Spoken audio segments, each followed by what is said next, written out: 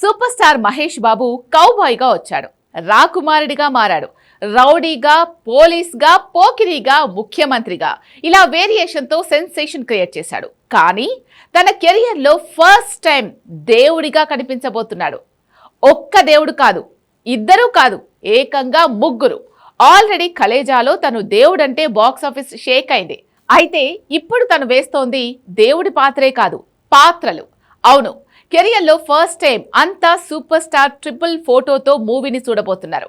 హీరోగా కెరియర్లో ఒక్కసారి నాని మూవీలో డ్యూయల్ రోల్ వేశాడు మహేష్ బాబు. అలాంటి తను ఇప్పుడు 3 పాత్రలు వేశాడనేది కన్ఫర్మ్ అయింది. అన్లిమిటెడ్ బడ్జెట్తో 10,000 కోట్ల వసూళ్లే టార్గెట్గా వస్తోంది వారణాసి. ఇందులో తను రాముడు, శివుడు అన్నారు, కానీ 3వ పాత్ర వెనుకున్న ట్విస్ట్ ఇప్పుడిప్పుడే రివీల్ అవుతోంది.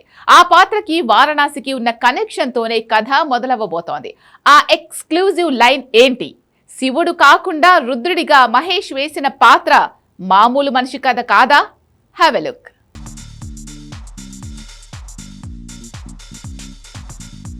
వారణాసి మూవీలో సూపర్ స్టార్ మహేష్ బాబు రాముడిగా కనిపిస్తాడనే ప్రచారం ఉంది. అలానే శివుడి పాత్ర కూడా వేస్తాడనే చర్చ నడుస్తుంది. అయితే ఈ ప్రచారానికి బ్రేక్ వేసేందుకు రాజమౌళి సిద్ధమయ్యాడు.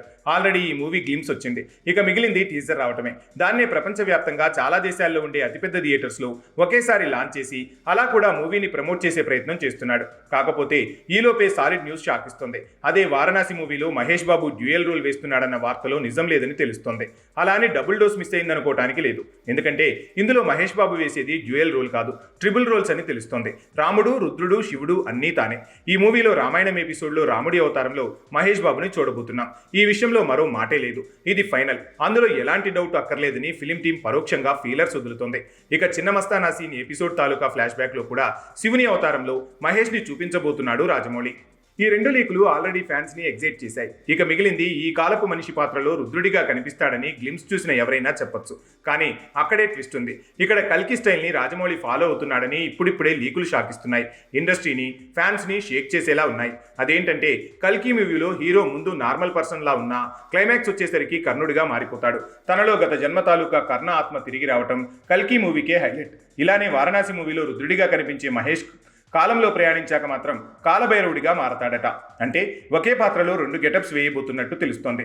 మొత్తంగా ఇందులో తను 3 పాత్రలు 4 గెటప్స్తో కనిపిస్తాడని తేలింది. శివుడు, రాముడు, కాలభైరవుడు ఇలా 3 దేవతామూర్తుల పాత్రలో కనిపించటం అంటే అప్పట్లో ఎన్టీఆర్ ఒకే మూవీలో కర్ణుడు, కృష్ణుడు, దుర్యోధనుడిగా కనిపించినట్టు మరో పెద్ద హిస్టారికల్ సాహసం అయ్యేలా ఉంది.